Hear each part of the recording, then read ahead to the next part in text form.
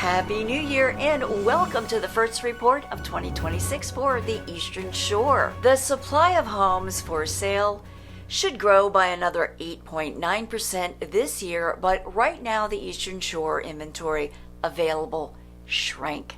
It's Friday, January 9th, 2026. I'm Kimberly Barton, broker owner of Kinetic Realty, your real estate resource for Maryland. This is the weekly Maryland Eastern Shore report. Eastern Shore buyer activity is slow, but Wicomico and Worcester counties are both steady, while Somerset and Kent counties are limited, which means there's practically no buyer activity. Inventory of homes offered for sale are down 9.5% at the end of 2025 to 1,876 this report.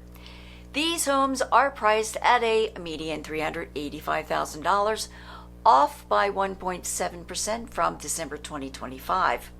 82 homes will be coming to the market at a $437,000 median list price.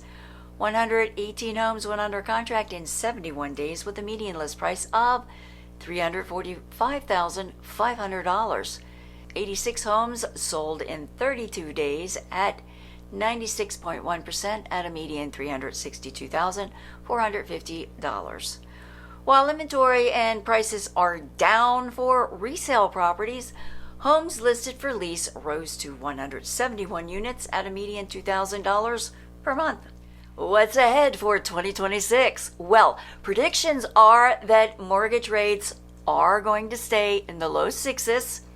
Buyers will have more homes to see and sellers will be competing more. So price growth is expected to slow down to only an average of 1.6% this year. That combination will help affordability improve, but it's going to look very different market to market.